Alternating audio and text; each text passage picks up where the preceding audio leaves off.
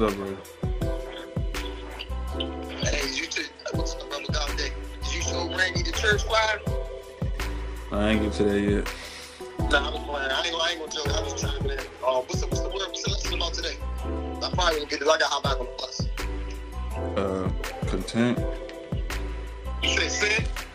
Content. Content. Oh, content. Okay. Can you do you mind? Never mind. It's gonna be on YouTube. I can go back and look at it, right? Yep, they all are.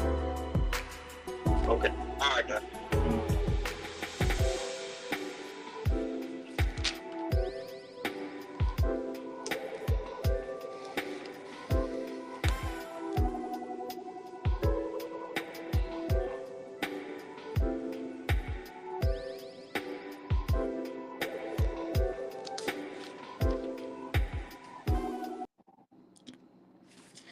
All right. Shalom, shalom, Shabbat, shalom, family.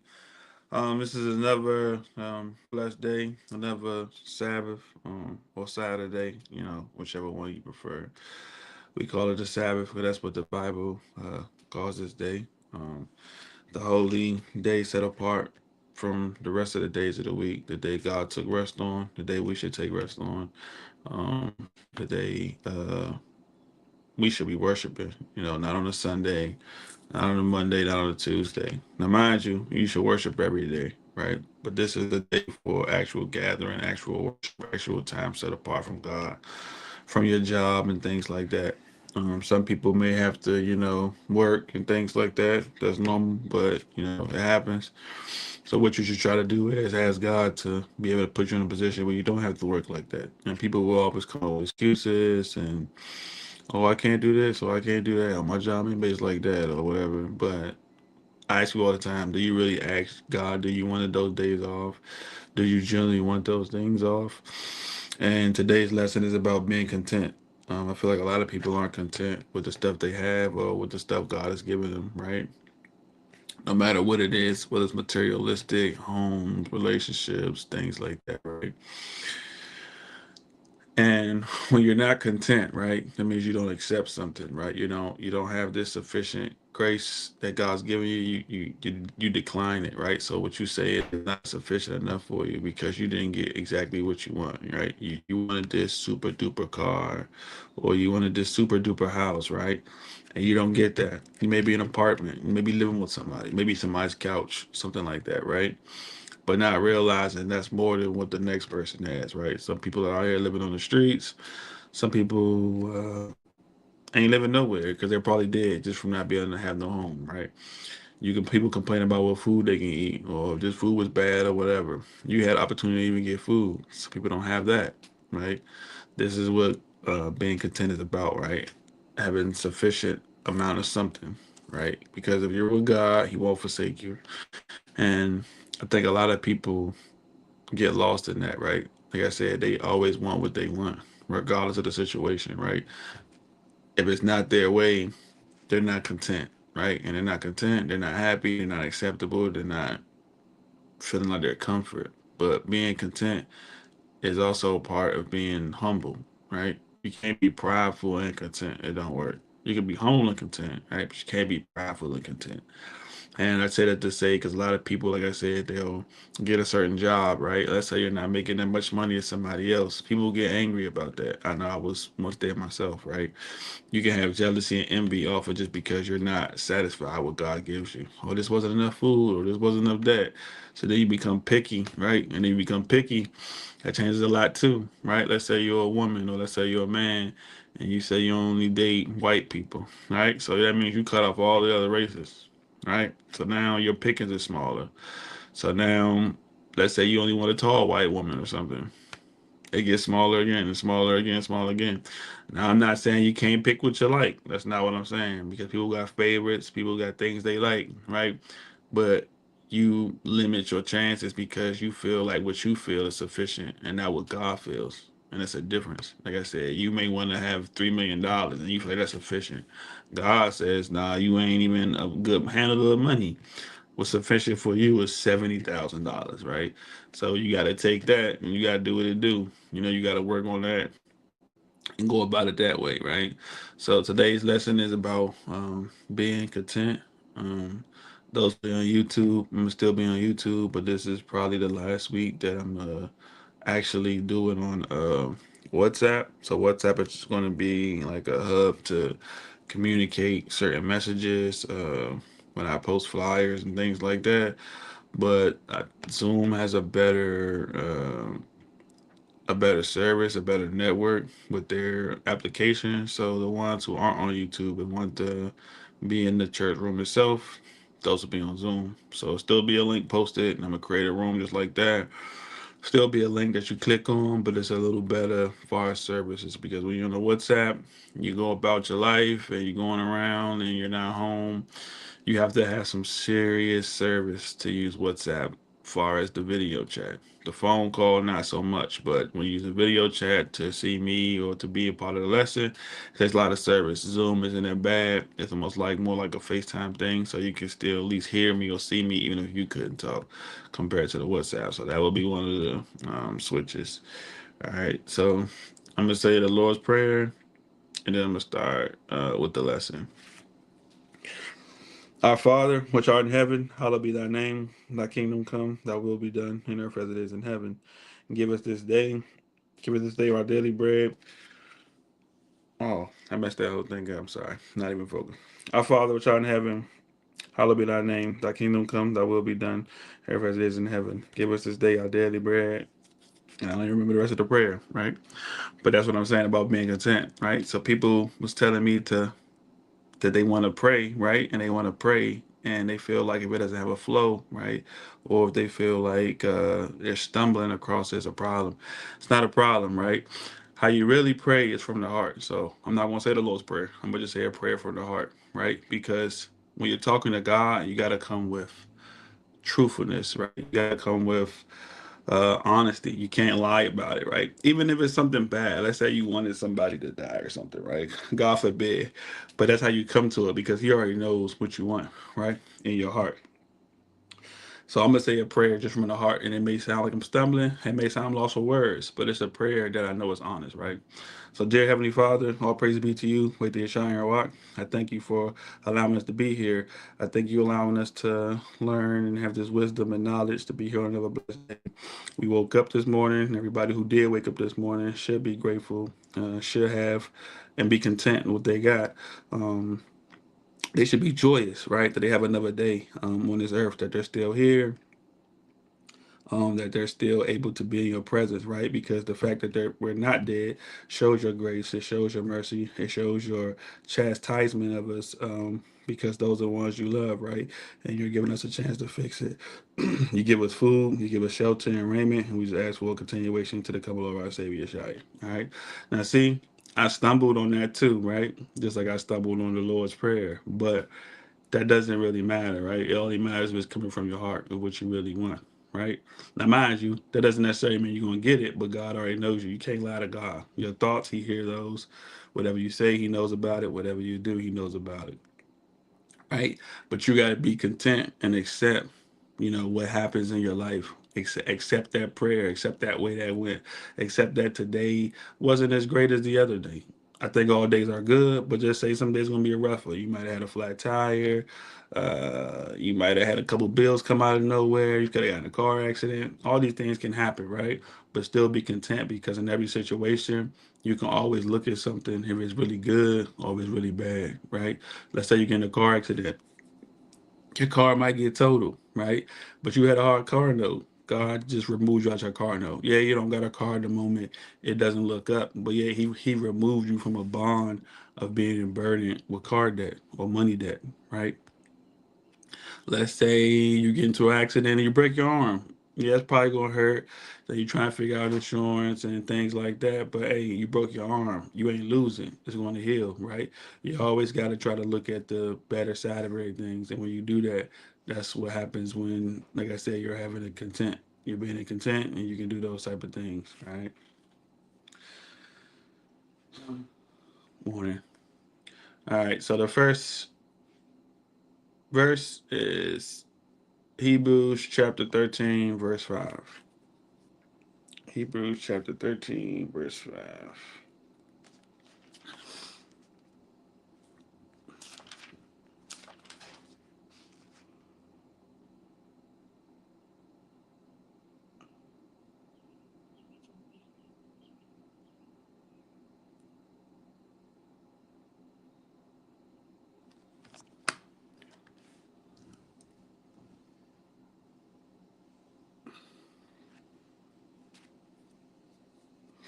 All right, Hebrews 13:5. It says, "Let your conversation be without covetousness, and be content with such things as you have. For he have said, I will never leave thee nor forsake thee." Right? So even still, right, when your conversation, you're talking about friends, you shouldn't be talking about what you don't have, what you do, and stuff like that. Now, I make jokes with my friends about them being ballers and stuff like that, right? But when I look at my own life, I still have things, right? I still got a job. I still have a car. I still have these things. Do I struggle with things? Of course, we all do. You struggle with sin. You struggle with temptation. You struggle with emotions, which we've been talking about at Bible study. You struggle with all these things, right? But it would be really ungrateful for me and really prideful to be mad at God because I don't got the car I want, or I don't have, or I don't have the job I want, things like that. When I, like I said, I have those things. You know, some people out here looking for jobs, looking for cars, things like that, right? I'm able to eat. You know, I got a bottle of water right here. Some people don't even have that, right? Don't have access to these things on the basis like I do. Now, mind you, like I said, I can spend all my money, probably be dead broke, don't have anything, or like my friend would say, I'm not broke, my money circulating, right? But I'm still able to manage and get these things, right? Now, what happens is somebody be like, oh, well, I can't get this or I can't get that. I had to tell my friend yesterday, my brother always told me it's different levels to being quote unquote broke, right? If Donald Trump is broke, he may be down to a couple million. That's not broke to me, but to him it is because he's probably like a super millionaire, a billionaire, right? So that would be broke to him, but he still has money. Or somebody that's a millionaire may be down to their hundred thousands or thousands, and they say they broke, right? I look at that, it's still having money. I'm thinking broke is at the bottom, you have nothing, right? You have no money, you have no food, XYZ. But we don't have those things. So like I said, even broke is a term could be used loosely or whatever.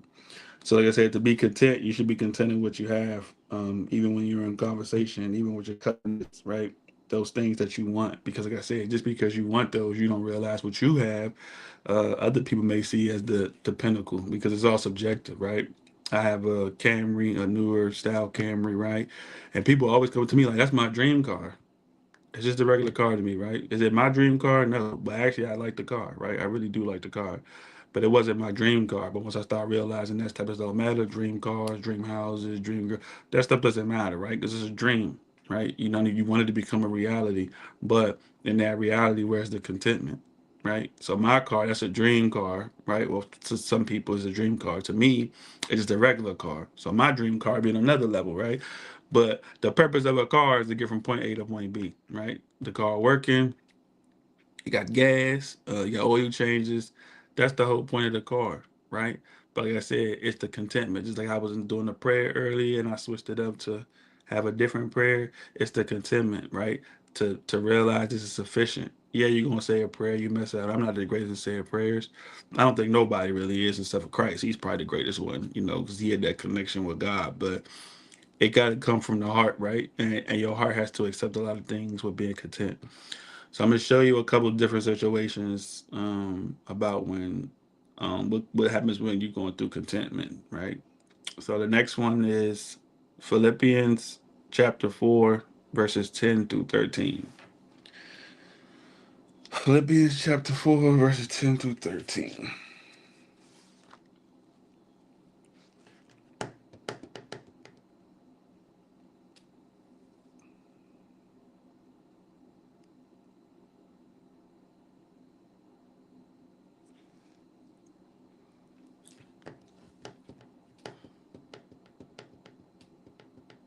All right, so it says, "But I rejoiced in the Lord greatly that now at the last, your care of me have flourished again, wherein you were also careful, but you lacked opportunity. Not that I speak in respect of want, for I have learned in whatsoever state I am, therewith to be content. I know both how to be abased and I know how to abound. Everywhere in all things I am instructed both to be full and to be hungry, both to abound and to suffer need. I can do all things through Christ, which strengthen me." Right? So he's telling you here, like, look, no matter what your situation is, right, be content, right? No matter what's going on, right? You could be a hostage, right? But your attitude determines a lot, right? So I don't think it would be fun to be a hostage. I've never been a hostage in that situation. I've been a hostage, like when I was a little kid and my mom took us somewhere that I didn't want to go. That's a hostage situation. I've been with my friends, say we're going to this person's house and we here for 5 hours. That's a hostage situation. But not a hostage situation as far as my life is in danger, right? But in every situation, no matter what I am, I should be content and I should accept where I'm at, right? So like I said, whether it's a job, I got a job, I'm making this amount of money. Let me get my finances together. Let me make the best of it, right? Because so many people come to the work and they hate their job, right? They hate their job, they hate their employees, they hate everything about it, right? You already got the bad mindset. You walk into it with a bad mindset, but you're not content. Find something at the job you like to do, right? If you don't like the job, go get another one then, right? Because when you're not content in something, you're not happy, right? You're not accepted. You're not humble. So now you're prideful. So while you're prideful, this is when you're gonna start doing other things, getting into mischief, lying, doing all kinds of things because you're not happy in a certain situation, right? Because you're not accepting, like, oh, I should make more money than this person, or I should do this, or I should do that. Had a situation in our job about money and bonuses, and people wasn't happy about it, right? And they spoke up about it, and I'm like, don't think you should do that through the email, but I'm just spectating, right? But the problem is they're not content, right? Because I can go and say other things about it, which I'm not gonna speak on here. I can say other things about it, but it's like, yeah, well, you could have had that same energy for that particular person or situation when this happened, right? But you don't. And the problem is because you're so used to getting something, now you have a sense of entitlement, right? But when you're entitled, that's another way of not being content because now you feel like you deserve this. You owe this all the time. And I tell people all the time, you're not owed anything. You don't deserve anything because everything you get, God give it to you anyway, right? So the job that you have, God wakes you up to give you the ability to go to that job, right? At any given moment, God could make something happen where you get fired, where you get hurt, where you're just not here no more. So nobody owes you anything, right? That's not how this works. So when you don't have contentment in these things, in these places, this is like part of the problem people go through, right? So then it talks about also to be hungry and full, suffering, need, and bound. So even when you up, right? So let's say you up. Let's say God is giving you all these things. You got the new car you want, the new house you want. You can be content with it, right? And still be content and be in a humble state because then what happens is when God is blessing you with stuff that you get, right? Or the stuff that you want, that content that you had when you was like, all right, I'm broke, you stay humble, you turned it into pride, right? Because now you got what you want. So now you kind of lose your connection with God, right?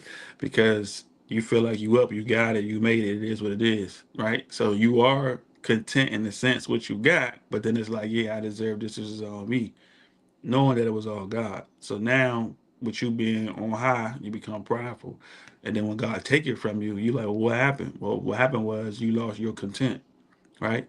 Even if you are a rich king, you still be content, and that's what he's explaining to the situation. No matter what's happening, in any given situation, you're supposed to be content. Whether you down and out in the hospital, whether you out, up and alive, you breathing and you're good, right? I saw this video the other day like a joke. There's only two ways to get life. You're either healthy or you're not, right? And if you're not healthy, you got two problems. Like you about to be sick, you about to die, or you about to get back and get healthy. And it just keeps going back and forth. But there's only two things, right? And that's being content and not being content, right? From the situation that you in. Like I said, so many people don't realize how blessed they are, right? And they mess up everything, right? Whether it's a relationship, a job, family members, all types of things, right? Sports, like gifted ability so much, they throw it all away because this entitlement comes from not being content. You feel like you deserve to have eyes. You feel like you deserve to be able to breathe. You feel like you deserve to be able to walk and talk and stuff normal. You feel like that's owed to you, right? And when you feel that kind of way, you don't look at life the same way, right? You'll go about it on your high horse. So things that could be a humbling experience for you, you'll still brush it off because you'll walk all over it because you're not content about anything. Like I said, you complain about so much. And I'll give you an example about myself. I had to tell somebody yesterday when I was making fun of them, picking at them eating pork, but another Christian friend just picking up eating pork, making jokes. But I had to tell them before I found God and knew about unclean foods, I was eating almost everything. I mean, I wouldn't eat like a rat or something. I think that's kind of like too far beyond. But if somebody was like, "You got some gator nuggets," I see it on TV. I'm like, "Yeah, I might try that." Certain animals, it was really weird, but I tried rabbit before.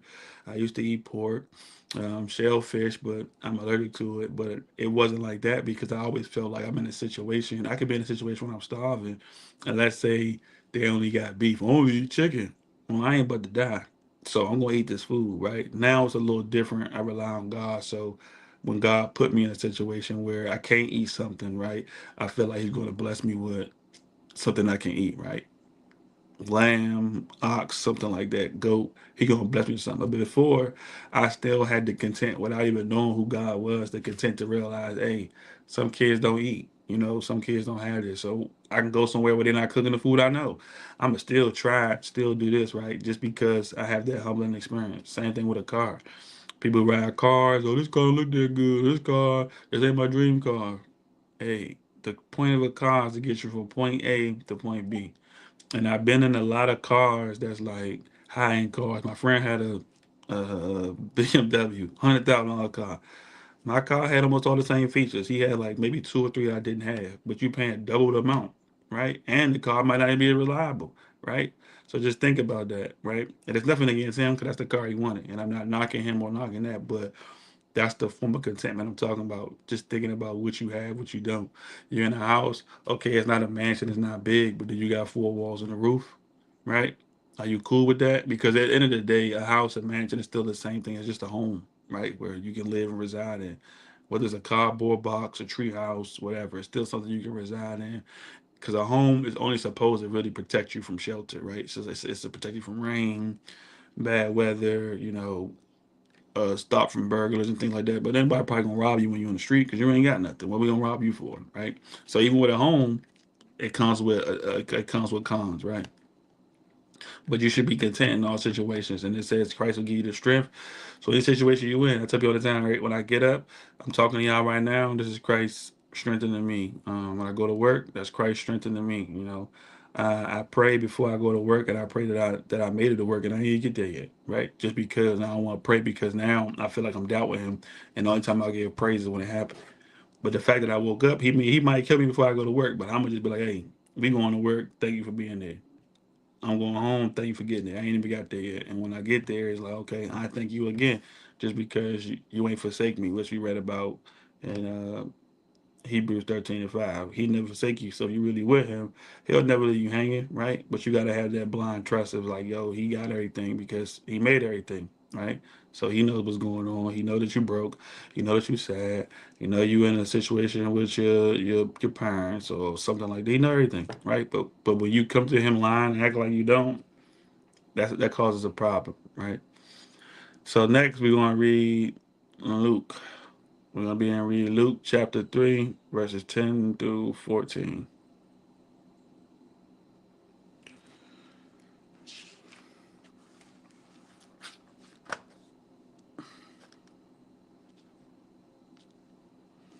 All right, so Luke chapter 3, verses 10 through 14.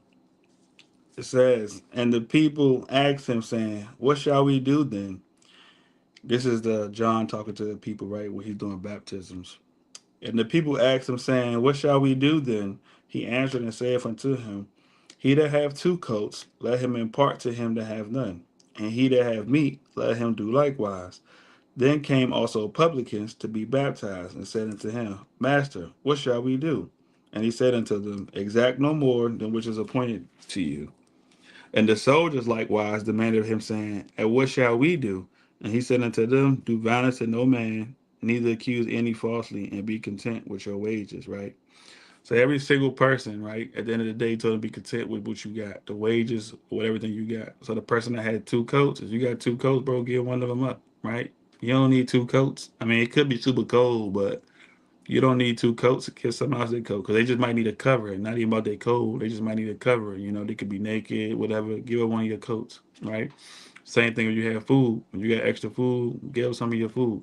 People would do Thanksgiving and they'll have all this food left over for a whole week, and they don't be giving out none of that food to nobody. Right? You don't go around make no place for the homeless. Yeah, it might be a little cold, but I'm trust me, they'll take it. And I'm gonna tell you why they'll take it because they're in that humble state. They don't have nothing, right? But somebody who's entitled to something or not thinking about people that low, you're not really thinking about that. Like I said, we will serve the less fortunate. We'll serve them pizzas, but they eating them pizzas up like it's candy, just right because they don't have that, right? And we may say pizza as like that's just let's say like a luxury, right? But to them, man, that's life or death, right? So they gonna take it. but just because they're in that state of content. Now, would they stay there if God was to bless them and get them up? I'm not sure, but at that content moment, they're gonna have to be in content, right?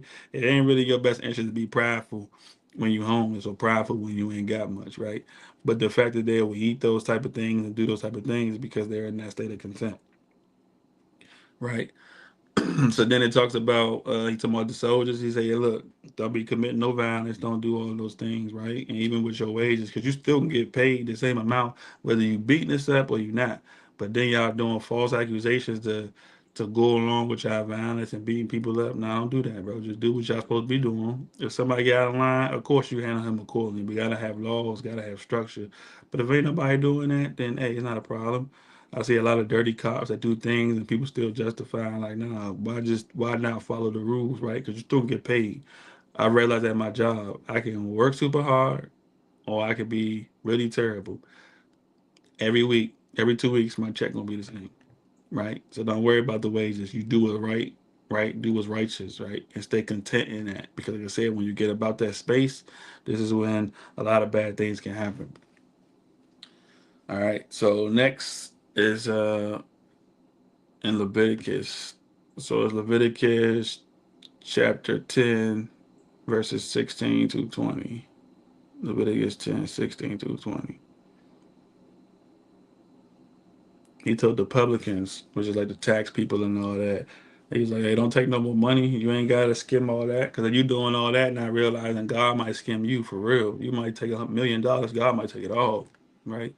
Don't do all that, especially doing for people poor because you're trying to have some game. And yeah, the game might be for a couple of days, but those couple of days ain't gonna last. So you gotta have another day, the third day, what about the fourth day, what about the fifth day, what about the next week, what about that month, right?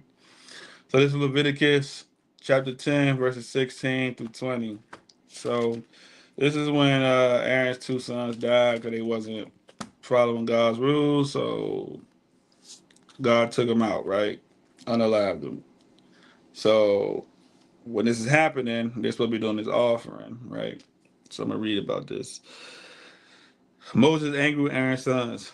And Moses diligently sought the goat of the sin offering, and behold, it was burnt. And he was angry with Eleazar and the Ithamar and the sons of Aaron which were left alive, saying, Wherefore have you not eaten the sin offering in the holy place, seeing it is most holy, and God hath given it to you to bear the iniquity of the congregation, to make atonement for them before the Lord.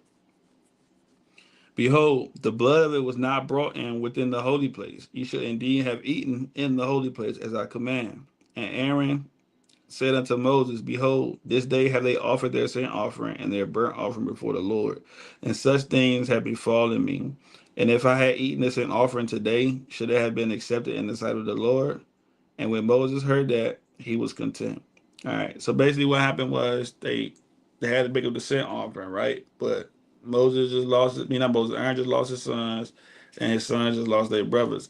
So they're supposed to eat this food, right? So when they're making these sin offerings, whether it's goat, lamb, whatever, they're supposed to eat. They're supposed to eat certain pieces of it, right? Once they go inside the tabernacle.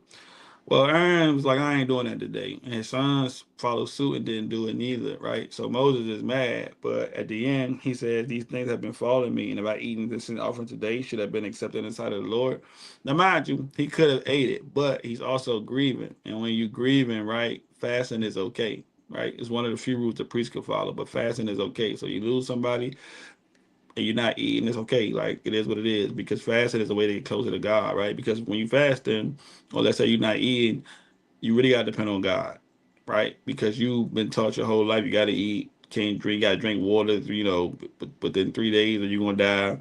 Food, I think it's like 21 days and so forth and so forth. But God says apparently, like Christ did, you can last without food and water. Christ did it for 40 days.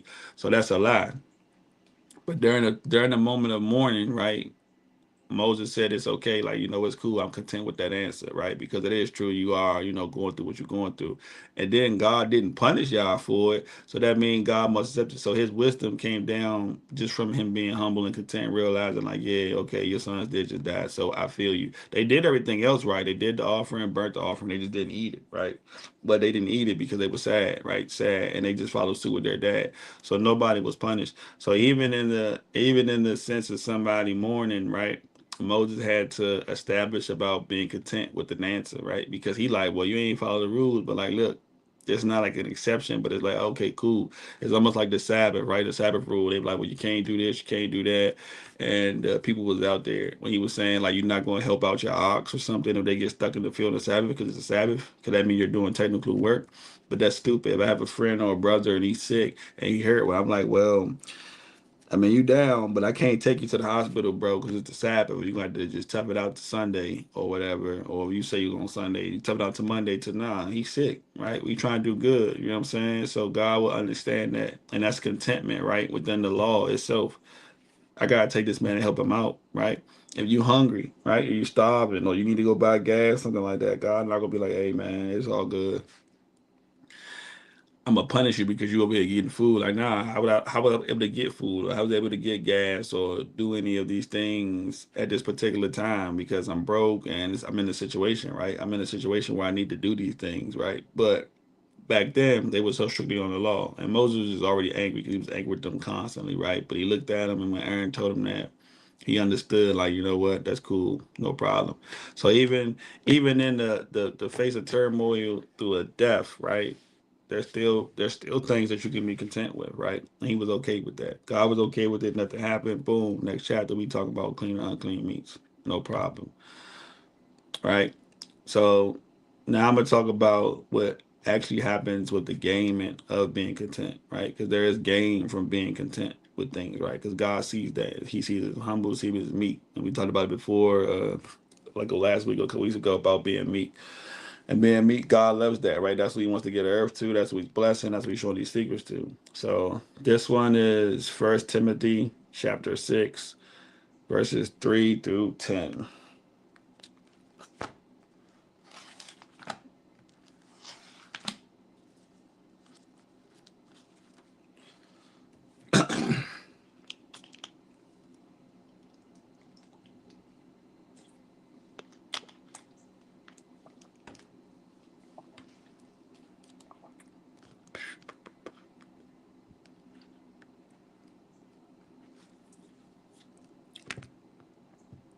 All right. First Timothy chapter 6, verses 3 through 10. It says, if any man teach otherwise and consent not to wholesome words, even the words of our Lord Yeshua, and to the doctrine which is according to godliness, he is proud, knowing nothing, but doting about questions and strifes of words, whereof cometh envy, strife, railings, evil surmisings, perverse disputings of men of corrupt minds, and destitute of the truth, supposing that gain is godliness. From such withdraw thyself. But godliness with contentment is great gain. For we brought nothing into this world, and it is certain we can carry nothing out. And having food and raiment, let us be there with content. But they that will be rich fall into temptation and snare, and into many foolish and hurtful lusts, which drown men in destruction and perdition. For the love of money is the root of all evil, which some coveted after they have erred from the faith, and pierced themselves through with many sorrows. Right. So the first half, he's talking about somebody, like I said, about being proud, which would be the opposite of being content and humble, right? And they're thinking that they're doing holiness and godliness, right, by being pride. And they say they're not knowing nothing, but then they're questioning, right? Stripes, words, envies, railings, all these type of things, right? Perverseness, corrupting people's minds. So they're thinking that they having arguments and debate is actually being content, is actually being humble, right? I would watch people get online, right? You know, some people have debates because they're genuinely just uh trying to understand somebody's point of view, whatever. But I actually have been in a YouTube video, right? And they kind of, muted me or whatever. But I've been in a video where people would get online every week. Oh, we're debating the Trinity. Or we're debating this, right? And not really debating because they believe in the Trinity wholeheartedly and you really can't convince them. But they'll have people come on there just to make them look bad, right? They think that's profitable. They think that's godliness. It's really not. If anything, you should have a conversation about, hey, why do you think this or why do you think that? Instead of just saying, hey, this is right or this is right, this is right. I just had my brother. He was talking to me yesterday, and he was asking me for a video, so he can have a conversation with his father. I was like, look, bro, I don't think you should do it. Like, whatever. They said they don't have to prove nothing to you. You should have to prove nothing to them, right? But I don't know. He wants to be in an argument. I just tell him, hey, it's not the best thing, right? But I still send him the video, like, look, this is a video, whatever, because it doesn't matter what proof you have, right? If somebody's heart isn't convinced, right? If somebody's heart isn't convicted, the truth don't matter, right? Because they don't want to, they want to avoid the possibility that they are the problem or the possibility that they caused this, right? People always blaming, right? But when it comes to them, they try to lower the blame. They try to silence the blame. They try to minimalize the blame, right? Because they feel like yours is worse or yours is this and yours is that. That's all in their heart, right? Because they're not content with what's going on. They're not content that they may be in a situation where they lose somebody. They're not content they're in a situation where they got to work hard at work and lose their job. They're not content. They might take a pay cut, right? Just for something else to happen. It must be better. They're not content with those things. I'm not about to argue. I don't argue with people about the God, right? I'll ask them questions, hear what they have to say. And those who believe in the stuff they say, I let them believe in it. And I'm gonna tell you why. Because like I said, just like he was saying that they're envy and strife. Strife is like an argument, right? Like a foolishness debate, right? Causing stuff. Envy.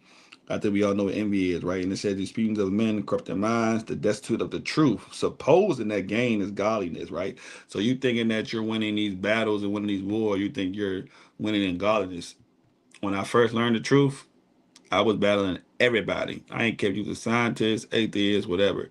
It didn't profit me none. I'll be honest, it really didn't profit me none. Only thing it really profited me out of, I guess, is that it made me want to learn more and stuff like that. Because since I've started learning more, I can't find nobody to debate. I probably couldn't pay nobody to debate me, right?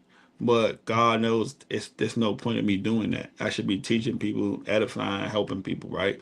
Because like I said, when you're having an argument, literally argument, debate, either way you want to put it, even on the presidential stuff, a debate ain't nothing but an argument, just in a formal setting, right? But it's not really about us being edified. It's not really about that. It's about whose side is right, whose side is wrong. That's all it is. I don't want to do that. When I have a conversation with people, I want to have an edification process. I want to talk to somebody. Hey, why do you think that? Oh, it's cool. Do you think that? No, I don't think that. But I'm gonna look into what you think. Why you think that way? Because maybe I could be wrong, right? You know what I'm saying? I could be wrong. So, for instance, my friend was talking about the one that wanted the videos. He said something about what was he talking about? The Passover. And his family was mad because he wasn't honoring Good Friday, which was yesterday, because Easter's tomorrow. So Christ died on Friday and rose Sunday. We all know it's not 3 days, right? Anybody can count. So then I've been seeing videos trying to help him out. I seen this way I never heard of. It's a little slick way. It says that ain't there 12 hours in a day? That's debatable. I guess it depends on what time of the year it is. But okay, let's say it's 12 hours in a day. They said in Jewish culture, 12 hours in a day is a day. So Christ dying, so Friday is Friday night to Saturday morning, that's 12. Saturday morning to the end of the night, that's 24. Then the Saturday night to Sunday morning, so that's number 12. So they were counting 12. So it's almost like they count half a days as days. So I'm like, yeah, when you count like that, of course, one day is actually 2 days if you count it that way, right? But the problem is right? They asked Christ about what will be the signs, near the end and what's to come and stuff like that. Christ ain't give them no signs but one, and he gave him the sign of Jonah in the well, right? He said Jonah was in the well or the fish, whichever one you want to call it, for 3 days and 3 nights. You see how slick that was, right? But they're doing that based off what they believe in their heart, because that's what they content with. They okay with that, right? But then that content is not really content. It's really pride, because the content is the face like this is good enough for me. You ain't really looked into this. This one somebody told you about, and now you're on pride. So when somebody challenges that, this is where I know it's not content, because you're not humble enough to accept that you could be wrong. This is when the pride kick in. They may think it's content, but it's really not. This is where the pride kick in. It says 3 days and 3 nights. So now your little stupid day rule, the 12 hours, that don't work, because you still gonna be missing a night, right? You're missing a day too, but you're still missing a night for sure. Now it doesn't work, right? But you're gonna hold on to that because that's what you learned. That was your tradition. That's what it was based off. And most people based off of all tradition, right? So even in, let's say, like in life, they'll say something like the man's supposed to be the provider and things like that. The Bible actually does not say that, right? It doesn't say that the man is supposed to be the provider, right? It does say the man can provide for his own household and stuff like that, but those are certain contexts. But saying a man got to be a provider. So, for instance, let's say the woman makes more money, right? But God has the man building other things because providing doesn't mean money, right? Providing just means uh helping or contributing to some type of cause or some type of situation, right? For instance, I may not have money, but I can provide somebody help on fixing their car knowledge, right? I may not have money, but I can provide how to raise my son or my daughter information they need, right? Providing, cause like when you go to 411, they're providing information. There's no money involved, right? But this is what happens when you're learning through tradition and when you're not. And now you're content, or you think you're content with that way of thinking. So when somebody challenges that way of thinking, boom, they go to pride, come out. So now you got this strife, you got these envies, all this stuff gonna happen because you looked at the world one way and didn't realize it's not how God looked at it, right? So always be content in whatever you do. Always be content, because like I said, these things will cause a lot of problems. For it says for the love of money, right, is the root of all evil. Because now you're not content with what you got, so now you chasing money, right? And I've been there before. Now you start chasing money, you wouldn't do anything. Like girls nowadays be on OF, right, selling their bodies, right, and then they get mad when somebody judge them. Well, they're not saying you can't do that. They're just saying you might not get what you want because you done sold your soul, right? You done sold everything you had just for some money. And you're making good money, but it's a trade-off to it, right? Because now you lost integrity, you lost so much things because you wasn't content with what you had. You couldn't go get a 9 to 5 job. You couldn't do that. Same thing with the boys. They can be doing something similar to that, right? Or being in the streets or doing whatever, right? And then when they go to jail for a crime they committed, they're mad, like, oh, what's going on? Well, what was you doing? So you want everybody to give you entitlement and justify all these things you're doing. That's not how this works. All right. So always be content in what you have. Like you said, having food and raiment, let us be that content, right? Because you know, like I said, you just don't know. Sometimes I pay a bill, I got all this money to pay my bills, and I got probably $5 over just to get something to eat. Hey, we winning. That's a win, right? Some people take that as a loss, like that. I ain't got this, so I ain't got that. But then, like I say, I look back at my life.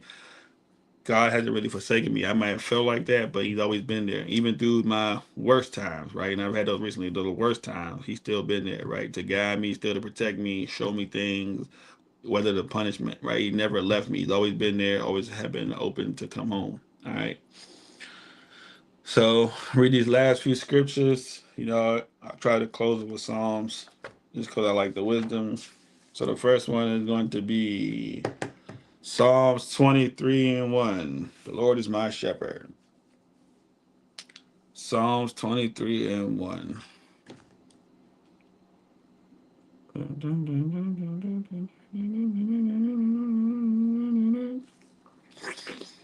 Psalms 23:1. It says, "The Lord is my shepherd; I shall not want." Right, and it's a book. I'm reading it. It's called Psalms 23, and right, and it's a shepherd. He breaks down all of these. He breaks down this whole chapter of Psalms 23 about each one because he's an actual shepherd and showing you how the shepherd relationship to actual sheep, like in the animals, is just like us with God, right? But he said the Lord is the shepherd shall not want. God does everything for us, just like a shepherd does everything for the sheep, right? You gotta clean them, you gotta bathe them, all that, right? They can't fight for themselves, they can't do nothing, right? Just like us, right? But we think we can, right? And when we put ourselves in those positions to fight for ourselves and do these things, we're kind of running away from our shepherd, right? Not realizing, hey, he got it, right? But when they say he should not want, you should be content because he knows what you need. He got you, right? If you got God as your shepherd, I can't speak when you don't. If you have the Lord as your shepherd, He got you. You know what's going on. He gonna protect you, put in situations, right? But the problem is if you don't listen to the shepherd, you got an issue. So God, they don't go to that club, or don't go to this place, or don't go there, and you go anyway. You're going out the sight of the shepherd. You're going out the gate. You're going out the protection, right? But if you stay there and you stay content, well, you know what? Don't go there. Don't do this. Don't do that. You're gonna be good. You're gonna be protected. Like I said, the problem comes from when people step out that zone and don't want to do that, right? Because they're not content with what's going on. Well, I don't want to do that. I want to go eat grass on this side of town. Well, it's the reason why you don't want you to eat grass over there, because the wolves is over there, right? But you want to do it anyway. Then get attacked by the wolves. Like, wait, why you ain't come help me? Why you ain't come help me? Now I realize, like I said, the protection or the providing of the protection was the not money, wasn't none of those things. It was just the warning Hey, don't do that. Don't do that. But you wasn't content with that. That wasn't enough for you. You wanted to go out and be yourself, right? Why not be happy with what you got and stay there, right? Don't try to, brand off or brash off. You know what I'm saying? Because people always realize that. Like I was the example. Kids would complain about, oh, I got an iPhone 12, 13. I want the 16. And I was a kid, I ain't had no phone, right? I ain't have all these super phones, nothing like that. I had the house phone. I got to share with brothers and sisters and stuff like that. My mom, we got to share with the internet. Internet wasn't like this back in the day. We had AOL. Had to dial that up, right? I can be content with that. But people nowadays they're not content with their head.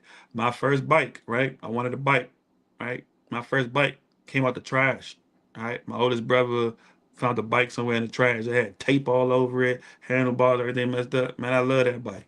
I rode that bike every single day till I blew one of the tires out by accident, just having fun. But rode a bike every single day. Just be content with what you have. Because some people could have had a new bike, right? A brand new bike. I didn't even have a brand new bike. I had a brand new bike and like, that ain't it.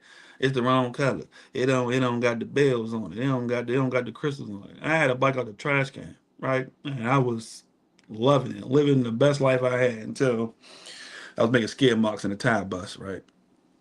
But just think about what you have and realize that God will give you those things in need, right? The wants is always just like something people like, oh, I want this, I want that. And God will still give you those, right? As long as you're within his protection, right? But just remember, those things don't make the connection to God you read earlier. You can't take them things with you, your money, all that. Like money you got right now, you don't really own it because once you lose it, it go to somebody else. I got a car right now. If I die, who's it gonna go to? Back to the dealership or back to somebody in my family? I can't take it nowhere. Even if I was going to hell, I couldn't take it. Right? Can't take this junk. Man, ain't nothing. They don't do that. That's a spiritual world. Had nothing to do with that. Right? So this is the next one is Psalms 37, verse 16. And then I'm gonna go back. So Psalms 37, verse 16. I think yeah, 16. Psalms 37, verse 16, it says, a little that a righteous man have is better than the riches of many wicked. So like I said, you can have a little small home, a little hut, probably like, 5 of y'all in the house. I was in the house one time. I guess we had 4 bedrooms. We had one bathroom. It was like 9 of us living in that gym. 9 of us, and it was a whole daycare. It was crazy. You know how hard it is to get some bathroom time? But hey, we had something, you know what I'm saying, compared to some people who don't have anything, right? So just having that little bit is better than you having all the riches in the world because you can have all the cars, you can have all the money, and you still might not be happy. Just think about how many entertainers and people that do have money, like, unalive themselves, right? So that means it can't be everything. If you got money and you got riches and stuff and you still wind up, giving yourself up. Saul was a king. He unalived himself. He literally killed himself out in the field. He's the king, though, the king of the whole Israel, right? He can do whatever he want. All that. He took his own life, right? Crazy. So even if you still on high and all that, that doesn't matter because, like I said, you'll still have a situation like him, he was in, where you still don't feel it, right? Because those type of things, those material things, can't fill your heart. Those material things can't connect you with God because God is not that. He's a spirit. Worship God in spirit and truth. John 4:24. All right. And the last verse is back in Psalms, it's Psalms 22, uh, verse 26. Psalms 22, verse 26. And it says, the meek shall eat and be satisfied. They shall praise the Lord that seek him. Your heart shall live forever. Right? So it's talking about the people that's humble, right? The people that want to be content. You shall eat and be satisfied. God gonna give you food. Hey, be okay with it. I got you. And he says, they ones that praise the Lord will seek him, and your heart shall live forever. Right? You're living longer, and you want your heart living forever. You're going into another life, right? Because it's the first life. You got a second life, whether it's eternal punishment or the eternal enjoyment of the kingdom, right? But your heart will live forever when you stay in those things because you not realize this is temporary too, right? I'm not telling you to just crap on everybody or do nothing because you live in this life or whatever because there's another life after this. But actually, this is your ticket into the big dance. So you should do as your best as you can here because in the next side, you still got to do right. You still got to be righteous and stuff like that. If not, you'll perish. But when you do those things and you have their heart, right? You have their heart, God will look after you. all the time, right? It's no problem. You be like, well, you gotta die. Well, you supposed to die. That's part of the curse. That's a curse. Adam and Eve messed up. You're gonna die. It just is what it is, right? But you can live a long life, right? When you honor your parents, when you respecting God, when you following the laws and the commandments, things like that, right? But we don't know what people do behind closed doors when they leave you. But as you walk in your day and walk through your life, even today, right? Think about, are you content with things? Right? Are you content if you broke up with your boyfriend or your girlfriend, right? Because God didn't want you with them.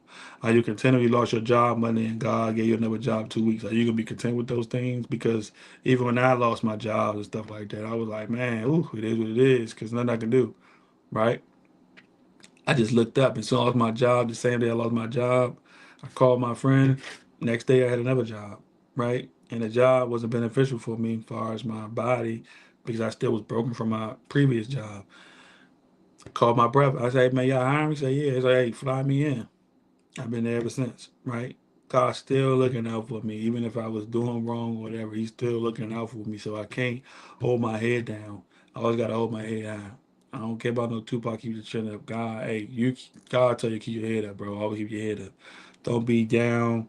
Don't be any of those things, because God will always be there for you, right? But if you don't believe, right, during that time of disbelief is the time where Satan seeps in, right? Seeps in, and then you really gonna start disbelieving a lot of things, right? Oh, I can't do this, or I can't do that. I can't do this. I can't do that. Here come the can't word.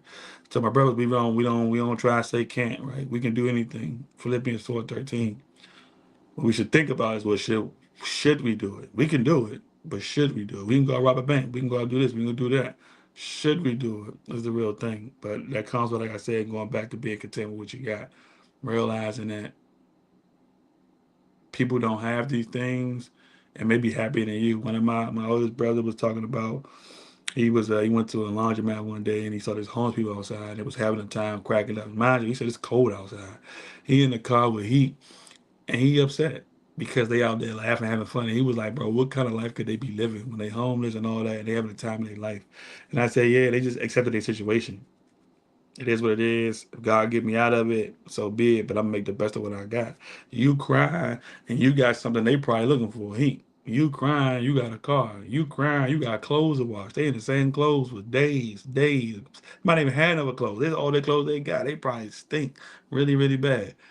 And their spirit is more happy and high than you, all because they was content, right? So that was today's lesson. Anybody got any questions in the chat or in the actual church room?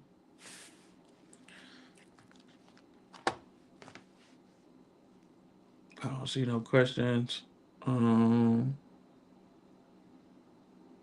so first fruits, feast of weeks, Pentecost, whatever y'all want to call it. Um, that's in a couple weeks, 15 days to be exact. It's on May 3rd. Y'all already know the location. If you don't, you ask for the invite. Go to the website. It'll bring you to all that.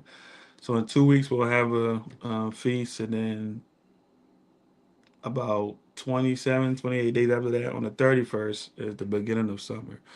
But it don't feel like summer right now. It's warm, it's cold. I don't know what's going on. But Lucifer is definitely working his magic, asking God about messing with this weather.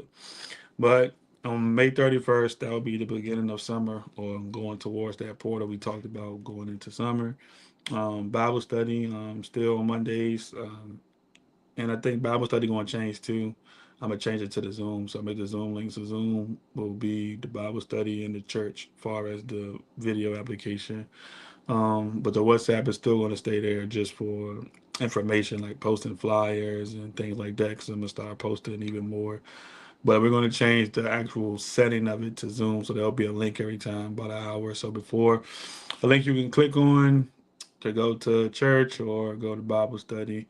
And then sometime in the middle of May is when we'll start the Hebrew classes. I think it says early May, but that's going to get pushed back a little bit. And I'll start the Hebrew classes, teaching y'all Hebrew, because I was teaching that at one point. So I'll go back to teaching Hebrew. And I think that's all the announcements I have for today. And since nobody have any questions, I'm going to say a prayer and let y'all go about y'all way. Dear Heavenly Father, all praises be to you. Wait till you shine your rock. And we thank you for another blessed day, another blessed Sabbath. We thank you for your grace, for your mercy, for your knowledge, your wisdom, everything you've given us. Just allowing us to be here today to even experience this. And hopefully everybody has a blessed day. Hopefully you're able to talk to everybody and reach them and take the time out the day to get rest. They take the time out the day to understand your glory and understand how you're on high and nobody else is. We thank you for our food, shelter, and raiment, and we should be content with it. And we just ask for continuation to the come of Lord our Savior, Yeshua. Come on. So that's today's lesson. See y'all Monday for those who come to church, Bible study, and I'll see y'all next week. Shalom, family. Love, peace, blessings. Hope y'all have a wonderful day. Okay, thank you. Yep, you're welcome. Peace.